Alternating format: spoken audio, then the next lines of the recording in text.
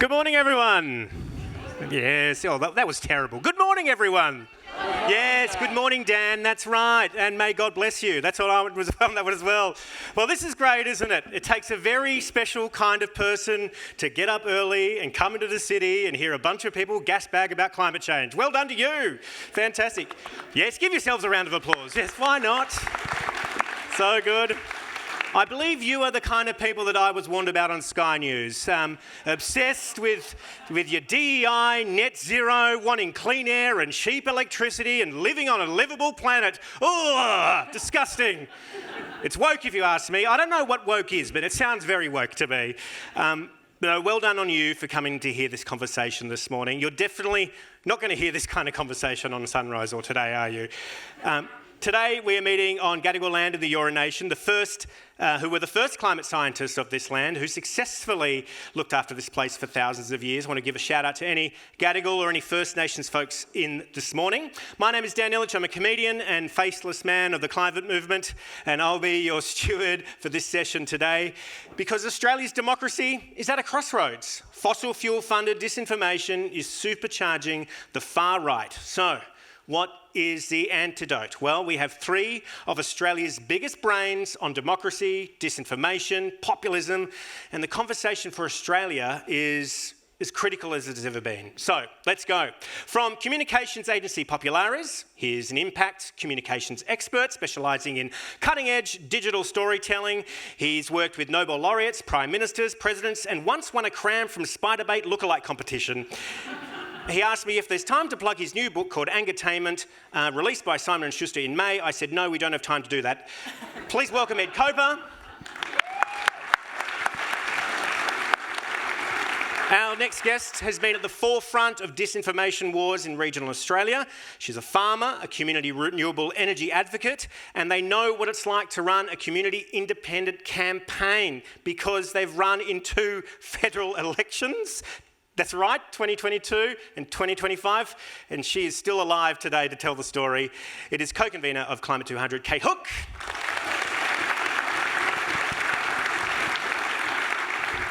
And this is Chloe, our glass wrangler. Give it up for Chloe. Thank you, Chloe, good job. And finally, our last guest, it says here, he is a concerned private citizen.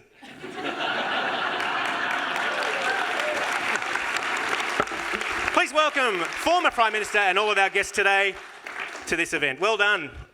So, Malcolm Turnbull, concerned citizen.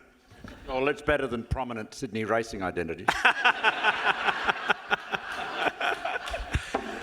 You've seen the rise of kind of populism from your hot seat as Prime Minister and the rise globally. From your vantage point now as a former Prime Minister, how serious do you think the rise of the far right is to the climate movement? Well, I think it's very serious because despite the fact that the evidence and consequences of global warming are becoming more apparent and more real, the opposition to taking action is becoming intensified.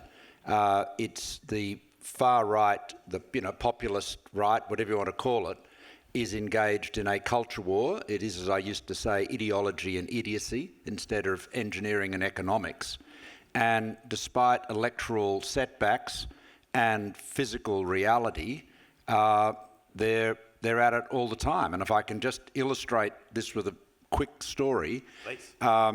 Years ago, when I was PM, the Barnaby Joyce and various other Canavan and various other people, mostly Nats, wanted to see me to persuade me to the government should build a chain of state federally funded coal-fired power stations around Australia. And I sat down with them and took them through the economics of it. And I had some very good numbers, that basically explained that. You sound like Donald Trump. I had some very good numbers, wonderful numbers, beautiful numbers. Exactly. These are actual numbers. Even if you excluded, the issues of global warming and carbon and all that stuff, it just did not make any economic sense. And, by this stage, this is, some years ago now, but even then, the economics had tilted towards renewables, and everyone in the energy sector knew that. Anyway, we had this discussion. They weren't persuaded. Bridget McKenzie was with them, then the Deputy Leader of the Nationals. She was the only woman there. And as they filed out, Bridget hung back. And as the men had all left, she said, you know, PM, the numbers are fine, but they're not going to persuade them. You know, they're not actually interested in the economics. It's religion for them. And that's basically the problem. It is they are unshackled from reality. That's so wild. Is it just Sky News? I think it's. I don't want to give them all the credit, but I think a big part of it is the the atomisation, siloisation, if that's a word, of the media, and a lot of people, and increasingly a large chunk of the, if not the majority of the members of the Liberal and National parties, are living in a sort of right-wing, fact-free culture war bubble of angertainment, as Ed's book is called. That's the second plug today. I can't believe it. Unbelievable. Well, people give me credit for inventing that word, but Ed doesn't realise he's going to have to give me, 5 cents for every time. Well, let's bring Ed in here. In the book. Ed, you write a lot about this, including in your new book, Angertainment. Look, how is all this shaping public policy? And enough plugs for Angertainment. If we mention Angertainment one more time, I'll be so sick of hearing the word Angertainment, and you definitely shouldn't go out and pre-order it at every good bookstore whenever you buy books. The whole thing for me is a chicken and egg thing. And the thing we have to recognise, yes, there's always agitators and bad actors and ideologues and religious zealots who are anti-climate deniers. But the other piece of the ecosystem is we live in a media environment that has rewards for certain people and incentives for certain people. And that is social media. And when we get our opinions from social media, there is a certain type of person who will do well in that ecosystem. And that is, in the Australian political context, people like Pauline Hanson, Barnaby Joyce, Matt Canavan, and the people who take an extreme position, an emotional argument, and incite people through these emotional arguments. There are rewards out there for that. So do we have a system that has encouraged these people to come up through the ranks now to national prominence and self-select for them?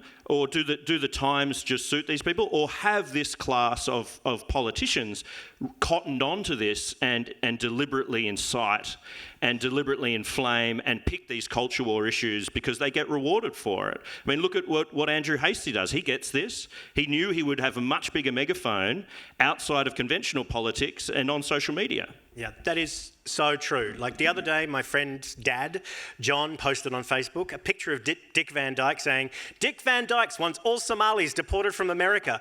And I was like, wrote underneath, I said, John, this is racist. It's wrong. I just Googled it. He didn't say it. Here's the blank screenshot of the Google listings, which brought up nothing. He said, well, this is just like the fake news media spreading their lies, isn't it? And I was like, I was got. All he wanted me to do was comment on it and tell him he was wrong. And we all know that dick pics do very well on social media. Kate, you have seen this up close and personal, running 2 campaigns. How did you see disinformation play out over the last few years in your 2 campaigns? Yeah, I would say, especially with the 2025 federal election, what we saw in the 2025 federal election was the largest coordinated disinformation campaign we've ever seen in a political campaign.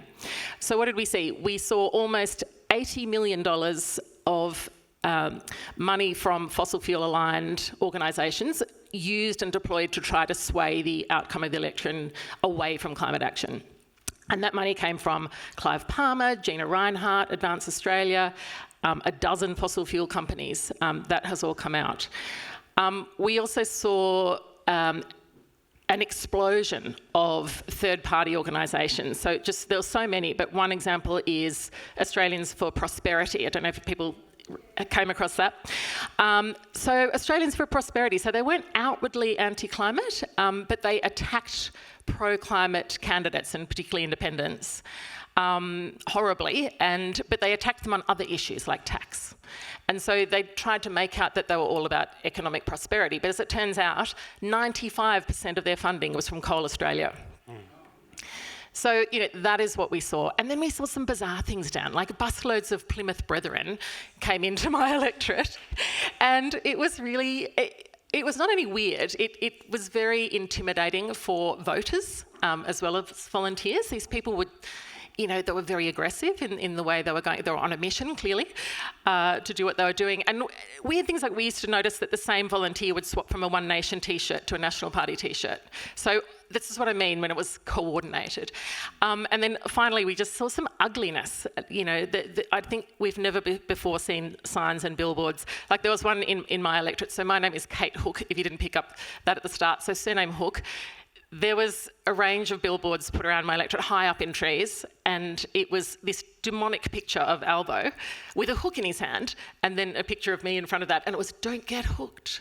Oh, so clever. You got to admit, that's pretty good. Yeah, but that came. I contacted the guy who authorised that, and had some dialogue with him, and he could only be described as very, very fringe far right from Melbourne. So these are the kinds of players that were all coordinating with this effort to sway voters away from voting for people who were willing to do what was needed on climate change. So this wasn't an advance campaign. This was like authorised by some dude. Some dude, yes. And the interesting thing was, there was a truck that was driven all around the polling booths in Calais that was covered in these "Don't get hooked" signs from this far-right dude. But on the last day, on the actual election day, the same guy driving the same truck, because I'd had conversations with him, was driving this truck and it was covered in National Party signs. So, wow. It was very coordinated. Right. Uber has changed in the regions, hasn't it? It's absolutely changed. Malcolm, you, having been in politics for a long time, 14 years, what was it like being on the right of politics during the climate debate and being at the centre of the climate wars? And, how do you think that's different now on the right side of the debate? Well, I mean, the debate's over on the right, to say on the sort of...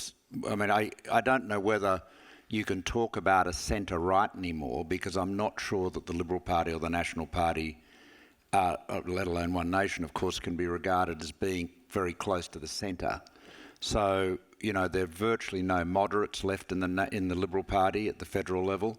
The party's membership has atrophied, and it is very, very... It's very old, it's very grumpy, and it's very, very right-wing. And I think this is why, a lot of people feel the Liberal Party faces an existential crisis, because it doesn't...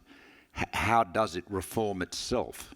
Compare the Libs to the Labor Party, and I'm not saying the Labor Party is better or anything like that, it's just a reality.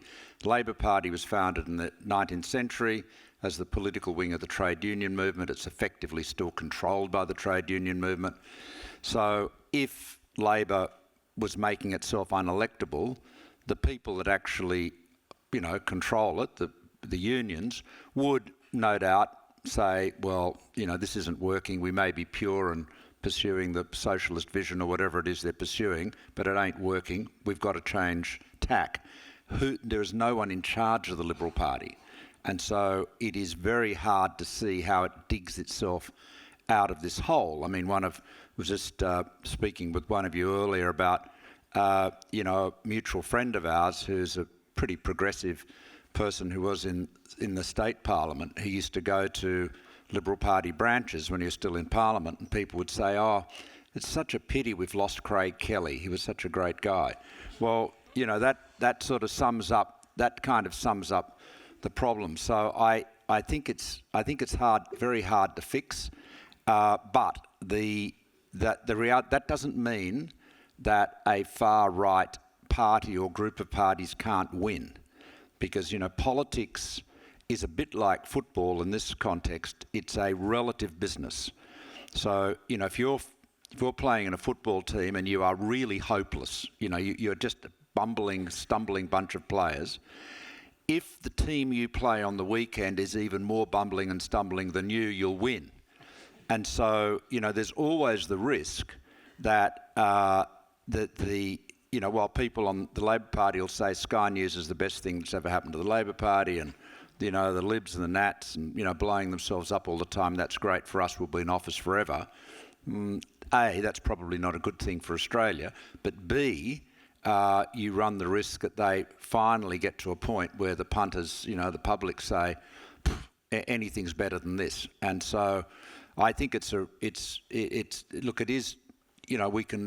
you can truckle about what's going on the right of politics, but I would say don't treat it as a joke. It's a serious threat. When people talk about the death of the Liberal Party, I get nervous because I really think that a strong opposition is really healthy for our country. And it seems like it makes me nervous to even consider that the Liberal Party might go away for all. Yeah, ideally something new would emerge, a new, another. Look, our politics is resolved in the centre. This is why the Sky News, climate war, admiring, climate denial sort of type of populism. This sort of garbage is political poison in Australia, because everyone has to vote. 93% of Australians vote. 97.5% of all people over the age of 18 in Australia are on the roll. We've got preferential voting, so politics is resolved at the centre. So if you abandon the centre field, you basically can't. You're not going to win, unless the other side make themselves so unpalatable that people will hold their nose and vote for any alternative. So let's talk about information ecosystems for just one second. We've spoken a bit about Sky News, Ed, but what other kinds of always-on communications are kind of happening in the dark art space, fossil fuel funded kind of digital space? Yeah, that's the new front in the climate wars. So, even back when Malcolm was in office, the climate wars were largely fought on the front pages, the 6 p.m. news bulletins, and there was conversation, around that on platforms like social media. But those platforms are much more front and centre now, and to the spoils go the people who know how to weaponise them effectively. And what happens when we get our information from there is, it's kind of like the warning in your side view mirror, the objects are closer than they appear. All of the objects of outrage on social media are much larger than they are, they appear much larger than they actually are in real life. So you can get all these examples, and they know how to weaponise this to brutal effect in the US with around, like, they boycotted Bud Light when they gave one can to, a trans influencer and wiped hundreds of millions of dollars off Anheuser-Busch's share price, and now it's slipped from 1 to 3 on the beer rankings, right? It's brutal, but it's not representative of mainstream or majority opinion. And so that's what the danger is, that in oxygenating all of these things because of the attention that they get in the attention economy, we make them much more powerful than they should be if you looked at it from a public opinion point of view. Donald Trump was a novelty candidate, and the media are obsessed with him so much in 2016 that they made his rise become a self-fulfilling prophecy. Do we have to worry about that with our own orange-haired demon? If there was similarly an orange-hair right-wing populist ideologue in Australia, we should be very worried if they were getting a lot of media attention. Now, that's the problem, right? Are we making one nation's rise a self-fulfilling prophecy by obsessing about it and then talking about it on platforms that are disproportionate to public opinion? And so it goes with climate. About 10% in every survey are actually against action on climate change, or actually against renewables from that kind of ideological, or as Malcolm put it, that religious position. That is somewhere between 7 to 10% of the population. Yet it feels like at least a 50-50 battle every time you open a newspaper or go onto social media, and that is the real danger, that the support and the social licence that the energy transition is experiencing in Australia is softer than we realise. And do these efforts actually erode it to the point where that transition is no longer, palatable to the people that it affects? Kate, you've worked, for want of a better term, you worked at the coalface of energy transition. How have you seen sentiment shift over this period, the last 5 years? In terms of climate? Yeah. I worked in between the two. So for context, I was a candidate in 2022 and 2025 in a seat called Calare, which is Central West New South Wales. So in that electorate, there was 2 coal mining communities, a renewable energy zone, and lots of farmers. So it was a big issue for me there. But in between the 2 campaigns, I also did some work in Farah, actually, which everyone's talking about at the moment, in the town of Hay, where there was, as often is, an initial suspicion and resistance to renewable energy. But working with a company called Realliance, we did a whole series of workshops with the community so that they were in control of, what was going on. And it's just been extraordinary, the outcomes for them. Like there's one project where if it goes ahead, this town of, I think, 3,000 people will have like a $30 million community benefit fund over the 30 years of the project. So, to answer your question, Dan, like when I first got there, I was met with a room of people with their arms crossed, looking very suspicious of me and what I might try to convince them of. But when we started talking about what does this town need to thrive, and how are you going to get that, and how does this opportunity coming along present that, and if you can control how it happens, how can that work out? And so it really does shift. But as Ed says, you are always up against that, the algorithm, in social media. So people would come up to me and say, but there's overwhelming evidence of, some problem with a wind turbine, for example. And I'd say, well, actually, there's overwhelming algorithms. But people don't understand that. Yeah, Malcolm? Yeah, just a couple of lessons I've learned, about this type of social media, viral, digital campaigning. It used to be received wisdom, like a decade ago, say, or more, that when someone was making outrageous claims, crazy stuff, you are better off letting it go through to the keeper and not giving it oxygen, because it would increase its salience. That is more or less what we did in the 2016 campaign when, as you may recall, Labor was running a very wild but very skillfully targeted digital campaign claiming that my government, the Liberal government, was going to sell Medicare, which of course you couldn't sell, even if you wanted to. Some people have said it's like saying you'd sell the Opera House. Well, you know what? You could sell the Opera House. It's a thing. It's a bit of real estate. But this was bonkers, right? But it worked a treat with what is patronisingly called low information voters, which are people that basically older, poorer, less educated, less sicker. And it was, it was very, very effective. It was scandalous, but very effective. And the lesson we learnt from that was that you've got to treat disinformation in this viral digital age on a whack-a-mole basis. So it doesn't matter what they're saying, how crazy it is, you've got to counter it. And if you can anticipate it, inoculate against it in the first place.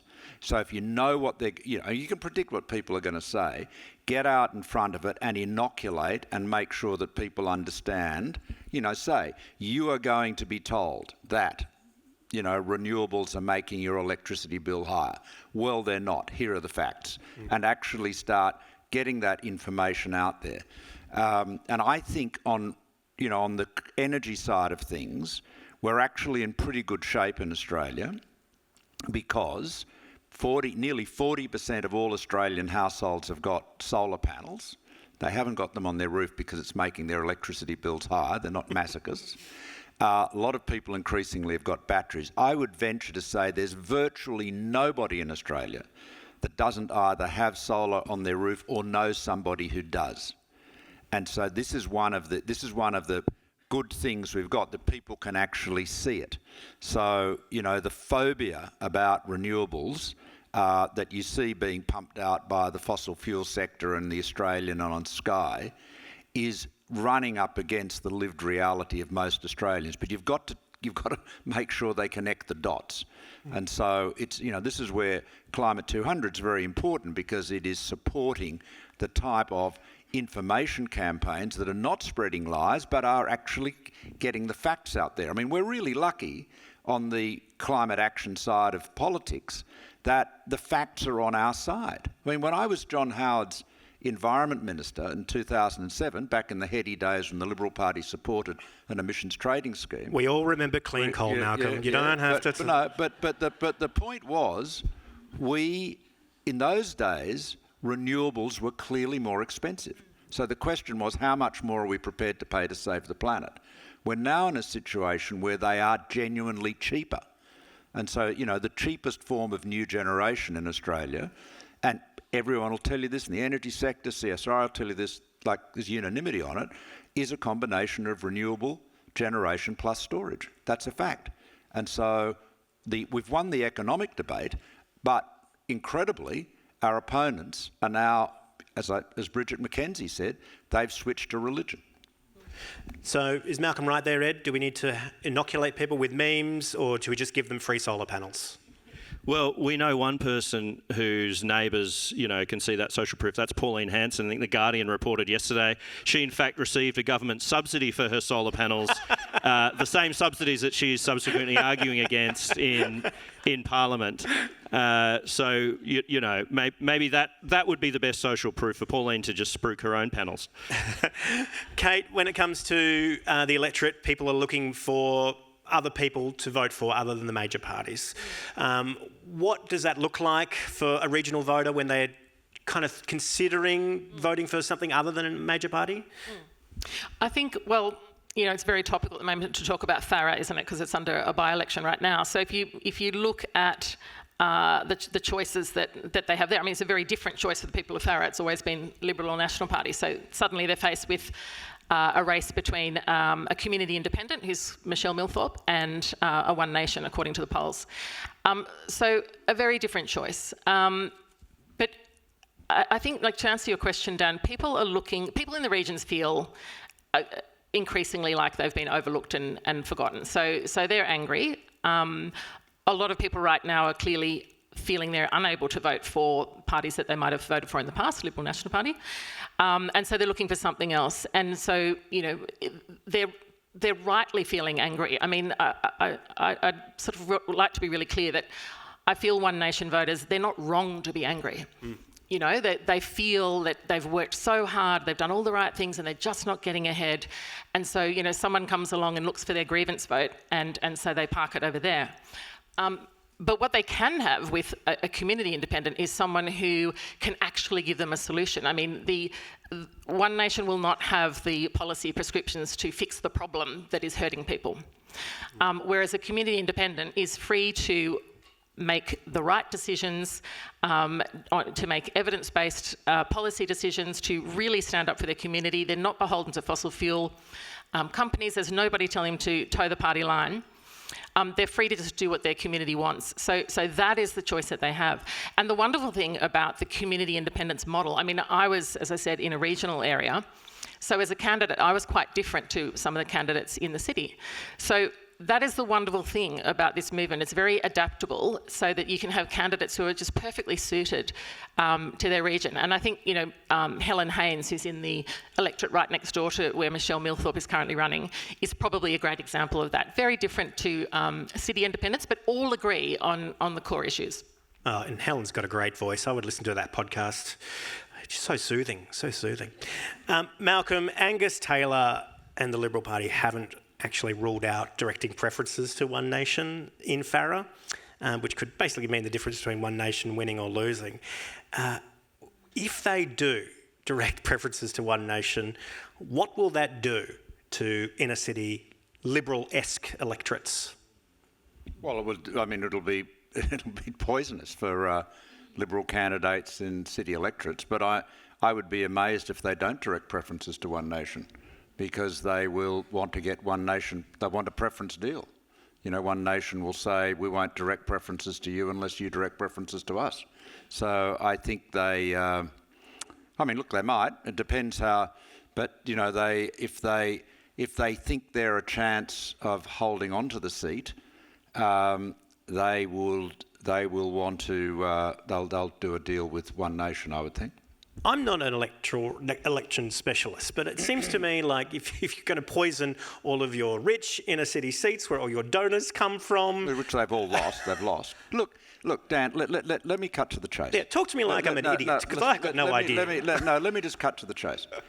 You would think that after 2022, when half a dozen of the Liberal Party's safest urban seats, its most blue ribbon seats, from which it raised most of its money and, drew prime ministers and leaders and so forth, when they lost them to community independents who were centrist, progressive on climate, progressive on social issues, centrist/rational on economics, and were all women, you would think that maybe they would have got the memo.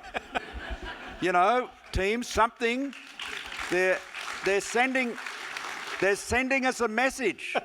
They're sending us a message. But no. The message they got, the memo they got was from, their friends in the right-wing media was, you weren't right-wing enough. So, Peter Dutton emerges. This is the guy they wanted to replace me with in 2018. And so they got the leader they wanted, they got complete control of the party, and they did it again, and they burnt it to the ground. And they're still saying that. I mean, Peter Credlin had a piece in the Telegraph the other day hailing the accession of Angus Taylor, and she said, "Thank God the Malcolm Turnbull era is finally over." So there you go. I mean, I thought it was over in 2018. But no, it continued with, according to her, Scott Morrison, Peter Dutton, clearly under my control. Susan Lee. I mean, literally, that's what I say. These guys have got a death wish. And I mean, I applaud what you're doing. I mean, I just get it off my chest, right? This is my big. This is a safe space. My big concern is, I think some of the most talented people in the federal parliament are the independents that you all have helped elect, without question. There isn't one of them whose inclusion into any cabinet I have been a member of would not materially increase the average intellect of the room. Materially. Okay, any one of them.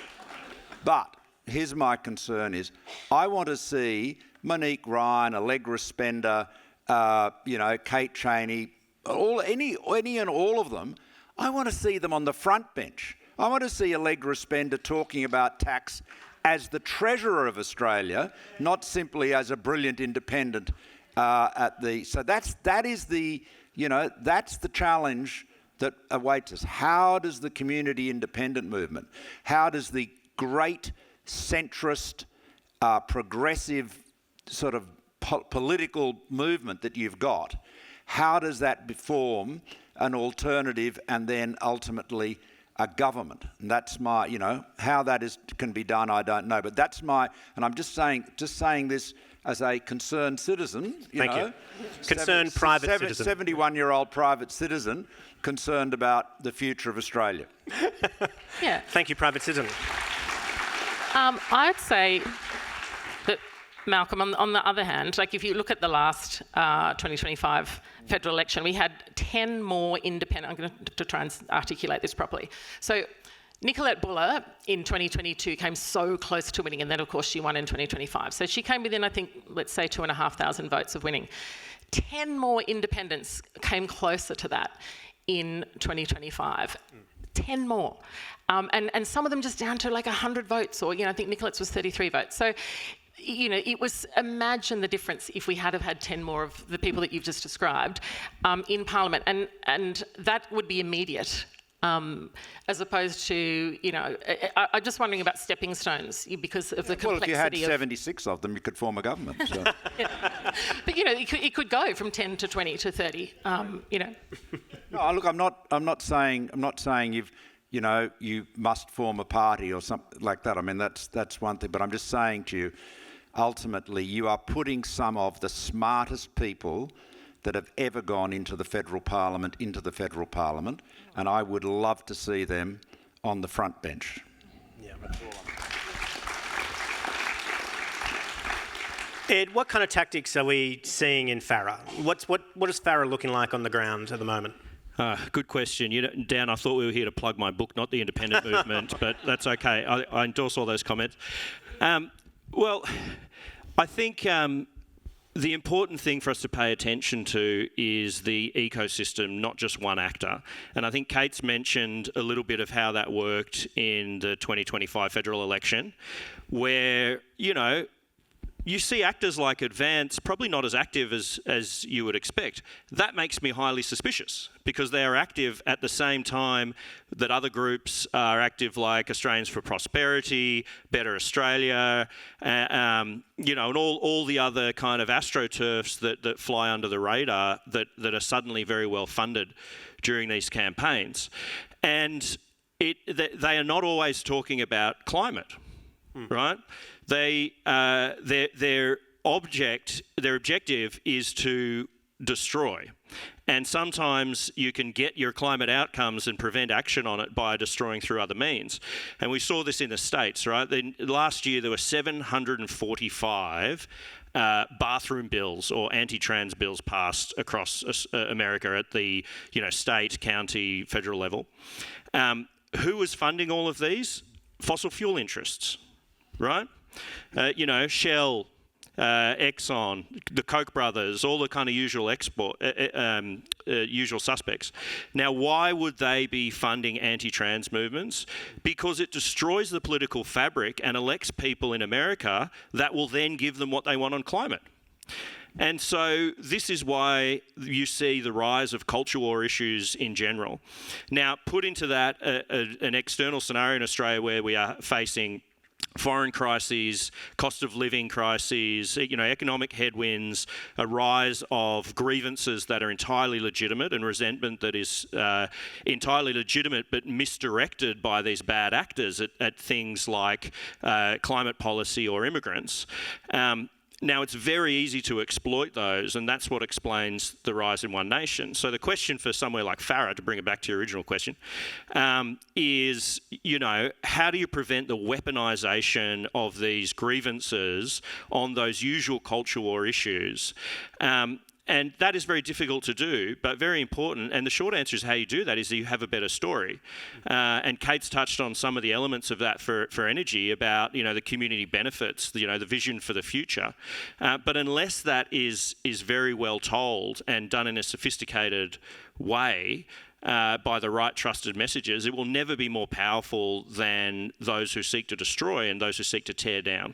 On the progressive side of politics, who is doing the best work in telling that story? Well, there's all sorts of hundreds of these stories being told at the community level, especially in the regions. The stories of the farmer who can get an alternate source of revenue during a drought by having a turbine or solar panels and having the sheep graze under the grass that grows under them. This is a kind of social proof that works on a peer-to-peer level. Unfortunately, we don't just get our opinions peer-to-peer anymore. We get our opinions from this, information ecosystem.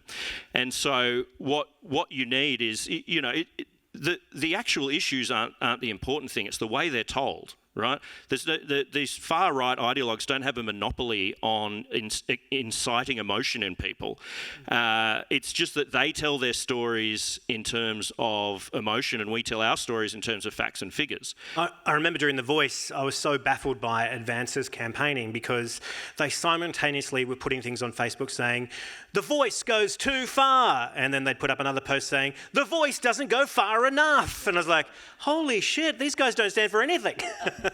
All they stand for is no voice. Putting out ads that say, Save Australia Day, vote no, Save Australia Day, which is obviously, an emotive thing, and the picture might be someone burning a flag.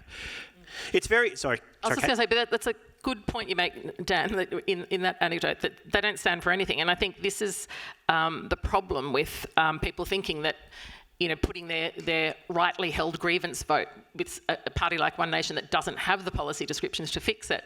I kind of think of it as though you have a really complex health problem and you go to the pharmacy and buy, a dodgy pill that's been really well advertised, and for a moment you feel hopeful and you pop it in your mouth and you're waiting for something to happen and you think it might fix it, but actually it won't, because you have a complex health problem that needs evidence-based, complex, expert-driven, data-driven decisions. I think that's the thing people need to be aware of with the grievance vote. Or maybe that you go and drink a litre of bleach, might be more akin to how these networks work. Malcolm? Look, if you wanted to suppress the One Nation vote in any given electorate, the way to do that, and when in the Liberal Party we used to do this with the Greens, by the way, is what you do is you actually point out what their policies are. You actually, go to their website and go to the speeches, the various people, and you actually say to people, well, this is what they want to, go through the crazy because no one knows what the One Nation policies are, but you'll find that they will be predictably crazy. Point to some of the things some of their, spokesmen have said, whether it's Pauline Hanson or some of the people they've got elected to Parliament, and you can actually just get to the electorate, the factual basis. This is who is soliciting your vote. These people are not just in favour of less immigration, whatever that means. They're in favour of a whole lot of other wild and crazy things, and that's a very tried and true technique. And this is why, I'm not trying to say look, essentially your best weapons in your political armoury are the facts and the truth, but obviously you've got to get them across in a palatable, persuasive, and with the help of stars like Dan, humourist manner. You're a hero, Dan. You've got to, but that's the thing. But you've got the facts on your side. Or local trusted messages too, Malcolm. Sure. And I guess that's the superpower. Sorry to cut you off here. No, go for it. The superpower of the community independence movement is, some campaigns had, upwards of 2,000 volunteers willing to get involved and realising that if they did get involved, they could actually make a difference. Whoever would have thought that some of the seats that flipped to independent would ever do that? It was because trusted people in the local area were having those conversations like Malcolm's talking about, and it was much more credible than the misinformation. The communities around the community independence are phenomenal. I've had the privilege of being at many launches, hosting many events, and it's just a warm, amazing feeling. Is the community the secret weapon for community independence? I think it is. Anyone here involved in a community group that got behind an election? Yeah. Legendary, awesome. So, and people do that not because they're bored, not because they're, looking for something to hang their hat on. They do that because they know how necessary this is. Malcolm and I had a conversation a few weeks back, and you were asking me, Malcolm, why I got involved in politics. And I was saying that That's because you seemed an otherwise rational person. That's right, yeah. That's right. And I was saying to you that actually I wasn't really... I didn't think I was interested in politics actually early on, but I was very, very concerned about climate change. I had been ever since I was 18, which was 1991, so that gives my age away. And so I found myself quite often in my MP's office, and it was a succession of National Party MPs, and I was just astounded by the lack of knowledge, the willful ignorance actually, because I would be there with an expert saying, you need to meet this expert. No thanks, I'm briefed by the party. And at that time the party was, I think, led by Barnaby Joyce. And I remember saying to you, Malcolm, I just don't understand how politicians could have access to IPCC reports that say information for policymakers, that's you, and then not do anything about that. And I think I said to you, are there death threats? What's happening? Why don't people do that? But then you actually told me that story that you mentioned before, that it's those politicians within the party machine having to toe the party line, having the influence of big donors and lobbyists, etc. I guess they got stuck. One of my favourite grabs of a Sky News segment was Keith Pitt being interviewed on Sky News, and the reporter was constantly asking him about batteries, and he's like, he wouldn't say the word battery. It's like, well, I don't know, how big is it? You know, what's it going to do? I don't know what that thing is. I've never heard of batteries in my life. Malcolm, is there any hope for the Liberal Party moving forward? Look, I suppose there's always hope, but I think they do. I think the party does have this existential problem. So I said earlier, I won't repeat it again, but, you know, their branch membership have atrophied. They're very, very, you know, they're older, grumpier, conservative. Nothing wrong with being old and grumpy, but I'm old, but I'm not grumpy.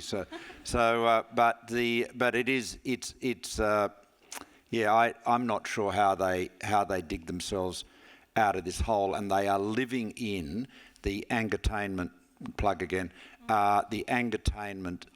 bubble, which keeps on reinforcing their blunders. And of course, they're doing really stupid things, like they are actually promoting One Nation. I mean, look, One Nation has got one. You know, the only thing people know about One Nation is that they don't like foreigners and they're anti-immigration, right? And you know, particularly don't like Muslims, you know, and hence the burqa stuff in the Senate and all this. I mean, all of which is completely counterproductive. It's divisive. It's dangerous. It's playing into the hands of terrorists. I mean, it is just it's so bad, such bad news, right? Most thoughtful people accept that. But that's their message, immigration. So what does the Liberal Party doing? It's chasing One Nation down that burrow.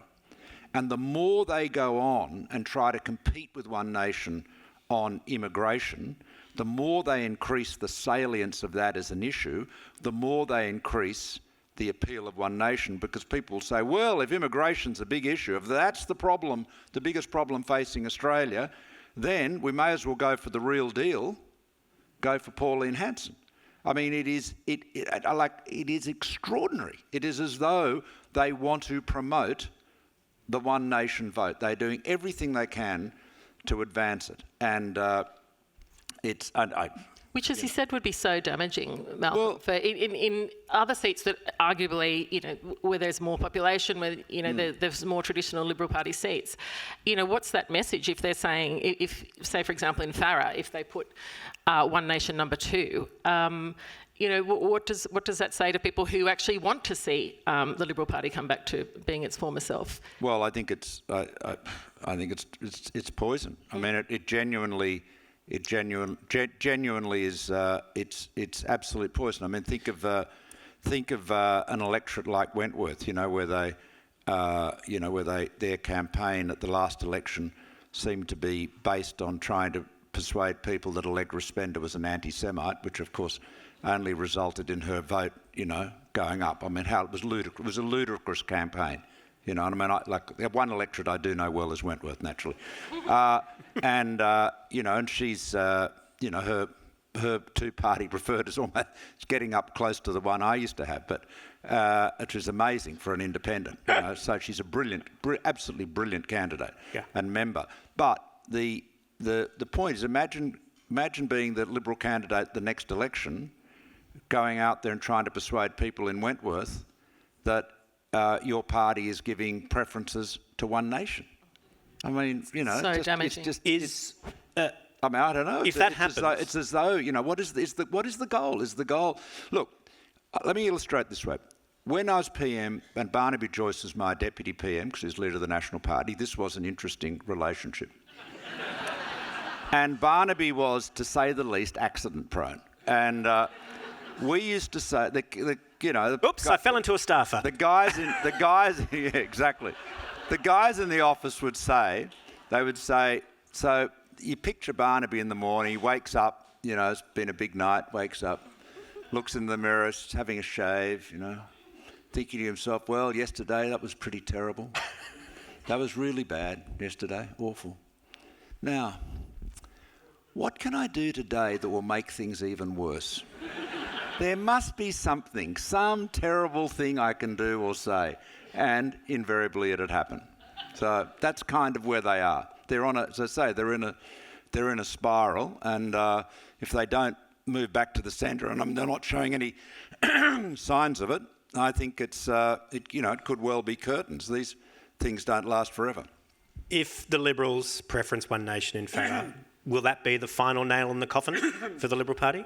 Well, it is a nail. I don't know whether it's the final one, and, the vampire can always burst out, but the coffin, for using all these gloomy metaphors.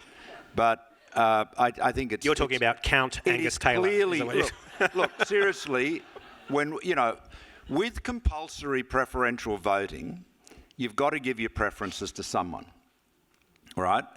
And, in a purely sort of rational world, if you had, say, 10 candidates and your candidate was, say, number 5, you would, and say if you're Liberal or Labor, so you, in the old world, one of the candidates that was likely going to end up in the top 2, you would say vote 1, number 5, and then just go down to 10 and then start again and come back to make it easy for people to fill in, right?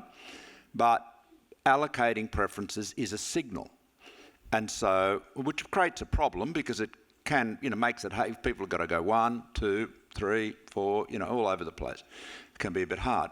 But basically, I'm just trying to think in terms of the Liberal Party's approach in the past. I mean, the only people we would put after One Nation were people like the Citizens Electoral Council, who are really, really crazy. I mean, they're sort of Lyndon LaRouche conspiracy theorists, Any of those in the room today? Yeah, I'm sure they're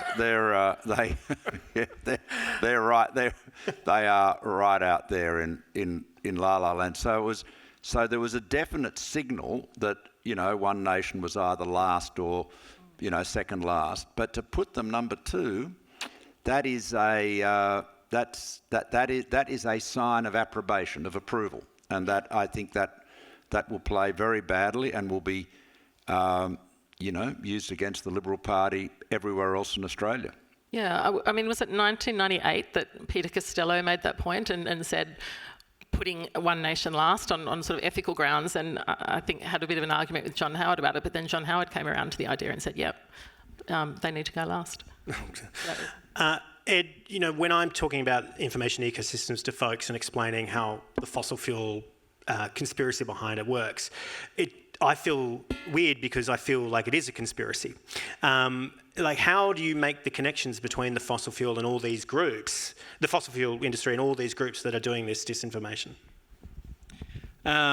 Well, without sounding very Lyndon LaRouche about the whole global conspiracy, what's undeniable is that there is a big global network of actors that are trying to undermine our transition to net zero. And it's not far in the shadows. It's fairly transparent. There are lots of vested interests who are trying to funnel money into the prolonged use of fossil fuels. There's a network of think tanks. In Australia, they include the IPA and the Centre for Independent Studies. In other countries, they have their equivalents. And there's a network of advocacy groups that are sometimes backed by real people. Yes, Advance has a legitimate base of support. Sometimes they're astroturfs, just to be a face for the campaign. And they all walk, talk and quack like a duck, very similarly. So if you think about, I followed Advance's rise closely as it was based on a model of campaigning that I did at GetUp in the early days. And it was laughable at the start. Their first foray into politics was Captain GetUp in a suit humping a billboard of Zali Steggall in 2019 in Warringah. Which is crazy because GetUp would love that. Why didn't they think of it first? Their next one was to, try to defeat David Pocock in the ACT by this superimposing a Greens T-shirt in the Superman pose underneath his shirt and putting it on billboards that looked like Pocock billboards. David was elected on Greens preferences in the ACT. That was a wonderfully helpful campaign. Another thing they did in that election was to drive a bus around where they were trying to make the point that Xi Jinping wanted you to vote Labor, and it was just it was a nice smiling Chinese man saying vote Labor and putting a ballot in a box. Unless you could recognise Xi Jinping at 100 yards, it just looked like someone telling you to vote Labor. Right? They were ham-fisted, they were unsophisticated, and we all, laughed and tittered at their incompetence, which was largely helpful. The next year, in the voice to Parliament, they were a very different beast. They were highly sophisticated, they were highly effective, and they exactly replicated a playbook that was happening against fossil fuels elsewhere in the world. Is this coincidence? Of course not. This is a playbook that they directly import around the world. It happens there's bots in France talking about the eco-tyranny, whatever that translates as. There's bots in Germany talking about the Klimat hoax, whatever that translates as, and they're all connected to these same networks. Whenever someone wants to advance a policy that will transition us to a livable climate, they are there to chop it down. We saw that just last year with the Advance net zero campaign against the Liberals. Dump net zero or we dump you. And those memes were pretty much pushed towards just Liberal Party members, right? Liberal members of Parliament. So they put this huge campaign out just to affect the votes of 10 people. But there was actually no grassroots kind of movement for that at all. It seems that's the clearest indication of where fossil fuel money is like playing in advance, whereas sometimes it's more opaque. Dan, I think we've also got to bear in mind that, the American politics and Trump in particular occupy a big part of people's attention. Right. In Australia, and Trump is, absolutely the ultimate anti-climate warrior. I mean, he's, drill baby drill, fossil fuels are back, electric vehicles are terrible, wind farms are terrible, solar panels are terrible. I mean, this is all madness, of course. I mean, he seems as though he's on a mission to make China great again, or greater than ever, at least certainly in the renewable technology area. But that feeds into the ecosystem here, and that is really influential in the entertainment, media ecosystem that is so dominant. I mean, you can't get away from it. Before you go on, are you in the pocket of big Ed Coper? Ed, did I invent entertainment or did you? I will give you a 5-cent royalty on every use of it. Yeah. I think it was people have said I used it years ago, and people said to me I invented it. I don't know whether I did or not, so I'm not claiming credit for it. But I think But anyway, there it is. But yes, 5 cents would be great. I won't tell you how many non-fiction sales make a bestseller in Australia, but I'm happy to give the 5 cents. Yeah, Look, good. if you sell more than Scott Morrison's biography, you will be okay. Kate, we are here in a room full of people who want to see climate action, who care about climate action, and are fretting about our discourse in democracy with disinformation. Can you leave us with a morsel of hope for what, or something to do? Because action, defeats anxiety. Yeah. Leave us with something to think about. Yeah, no pressure. Thanks, Dan. No, I think, look, what I would say, I've been driven by action on climate ever since I found out what it was when I was 18. And I know that you can have ups and downs in terms of, if you're really hopeful. I remember the first time I heard Malcolm speak about climate change, I was like, my God, there's a politician who actually knows what climate change is, and then he encountered, as he gave us the anecdote, the party machinations that make that really hard. I think we need to understand where the popularity of One Nation's coming from. There are very real grievances there, and we can do something about that.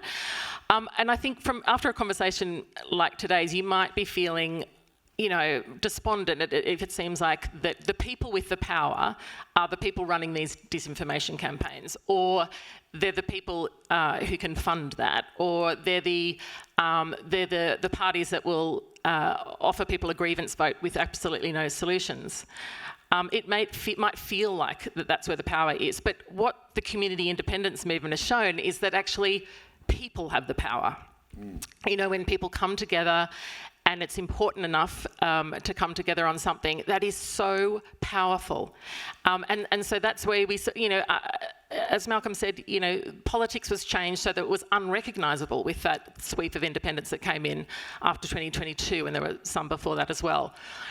We can do that by working together, and I think there's like 1,000 people who are either there's combined online and here. There's 1,000 people attending this event. That is so powerful. But as Cathy McGowan, who is often called the godmother of the community independence movement, like she likes to say, there's no cavalry coming over the hill to save us. We can't all sit here and say, oh yeah, someone will sort that out. It's not going to happen. We've seen how it happens. It's when people like yourselves get behind a community independent or donate to the cause or help in some other way. It doesn't have to be knocking on doors. It can be in a variety of ways. That's where people have the power. Yeah. To quote my close personal friend, yeah. I was just going to quote my close personal friend Barack Obama when he says, we are the ones we've been waiting for. Thank you for being the ones here at this breakfast to talk through the big issues. Please give it up for our panel, and thank you for coming.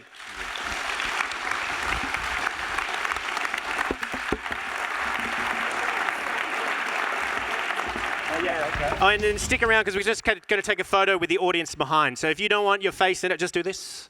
That'll be great. They'll turn around here. Can we